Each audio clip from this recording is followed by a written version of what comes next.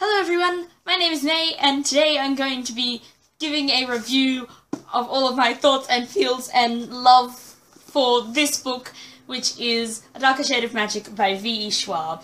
I think it's the first time I have spoken to anyone today.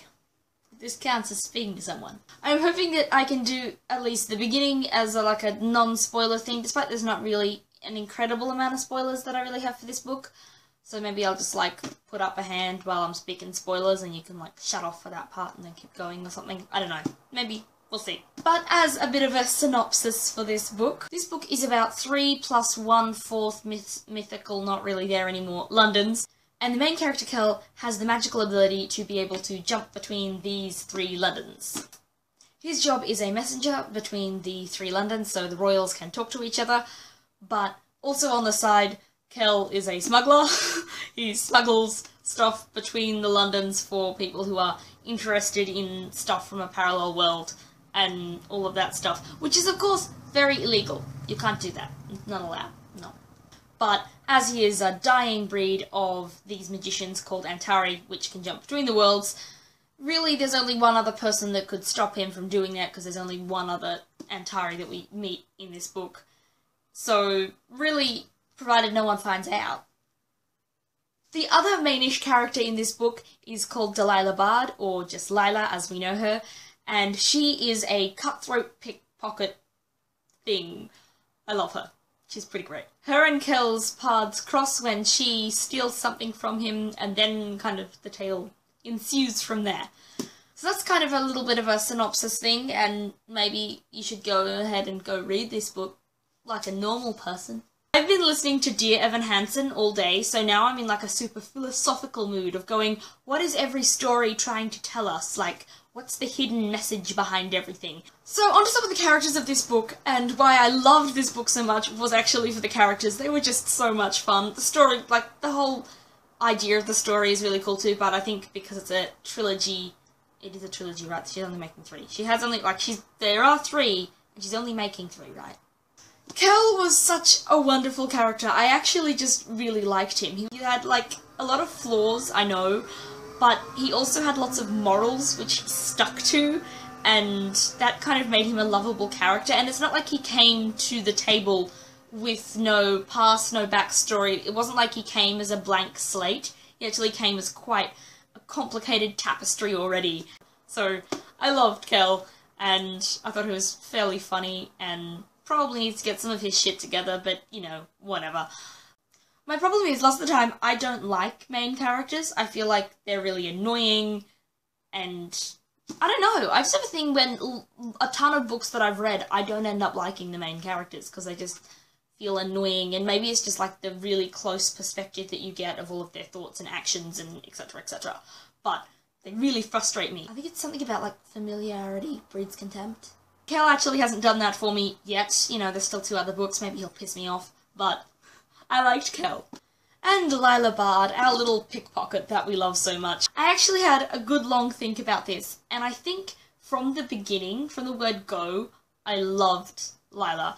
And then, in the middle, I kind of tapered off. I was like, does she really have any morals? Does she have any compass? Does she have anything that shows there's a person worth caring about? Because when someone only cares for themselves and you never see anything more than what they think, than them looking out for number 1, but you never get to see who number 1 is, you're like, is that even worth caring for? Is who you are, which is who you care for, worth caring for? What? But towards the end, it was some beautiful character development of seeing her actually begin to kind of break out of those things. And it wasn't as if she suddenly, changed. It was more her character actually just grew nicely through the book. You could see her begin to open up to the idea of trusting someone and actually caring about more than just herself. And I really liked that, and I'm looking forward to seeing more of that in the next 2 books I have. The next one is on my TBR for this month, and I haven't actually started it yet, but it is on my TBR, but the library hasn't given it to me yet. So. I also kind of liked the lack of, I think there's feelings there, but no exact romance in this book. That made me really happy. I don't know, maybe it's just, yeah. Sometimes books, when they have less romance, I'm like, yay, that's not all you were counting on for this series. You actually had more in store than just chucking two characters together. Into a little bit of a spoilery bit, so maybe I'll just put up my hand while the spoilers. Why did Holland have to die? I loved him. He was so cool.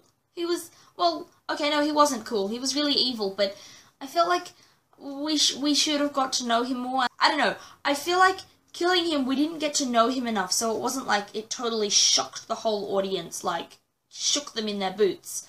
So I feel like he mustn't be actually dead. I feel like he's gonna come back, because we didn't see his hut stop, and Kel just sent him and the Rock into Black London. That all of that has not been explored properly, so definitely, if you want my opinion, I think Holland is coming back. He is coming back, and I'm looking forward to that, and also kind of dreading that, because he's probably going to bring back fire, mad, angry, why the hell did you send me to a broken London kind of mad, but I think he's going to come back, and that's going to be fun. I'm looking forward to that. And now to rant and rave about the magic. The magic in this book was so good. I really, really loved it. I haven't actually seen lots of elemental magic since reading, like, Skullduggery Pleasant, which I haven't actually finished that series, but I haven't actually seen much elemental magic in a while, and I'm a bit sad that we didn't see more in this book, and I'm really looking forward to hopefully seeing more in the next two books. I'm really hoping there will be more, because I love elemental magic like that. In fact, I'm really hoping we'll see more of, like, exploring the different types of magic, and maybe we'll see, because of Lila, like, we might see more of that. I've also heard possible, like, schemes that people are like, maybe Lila is... wait, spoiler. Maybe Lila is an Antari because she has a glass eye which was knocked out, so maybe if that was taken out because they thought she was some kind of demon as a kid, maybe she's really an Antari. And I don't know about that. Maybe she is, maybe she isn't. And let's just, a little shout-out side note to the personification of magic. I thought that was really interesting. It's kind of the power, showing who has the power and how dangerous power is. I thought that was a nice little touch thing that was done there. This book was so much more dark than I thought, though. Like, I was like, oh yeah, you know, this should be fun, da-da-da-da. And then it actually, like, especially near the Dane twins, I was like, oh, this is a lot darker than I thought it was going to be. Oh, there we go. And then I kind of actually looked, and it's technically adult fantasy. So I was like, oh, okay, it's not actually technically a YA, despite that generally the category of YA is that the characters are, like, that age, which sometimes pisses me off. I'm like, can't adults do cool things too? Not that I'm an adult myself, but can't adults do cool things too? This is actually adult fantasy. And so I was like, oh, that's why it's got a slightly different taste feel to it.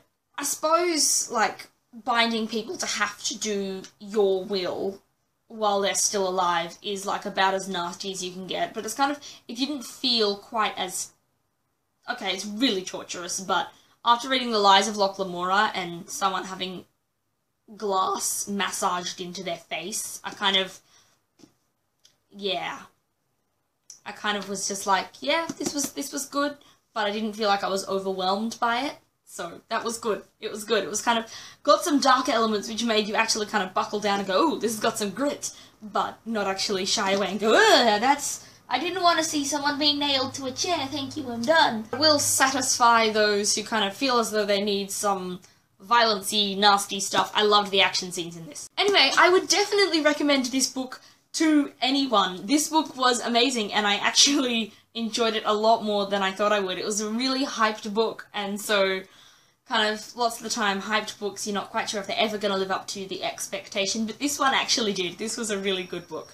So I would definitely recommend this to anyone who enjoys their fantasy. Like, pick it up. Those, of course, who don't enjoy their fantasy,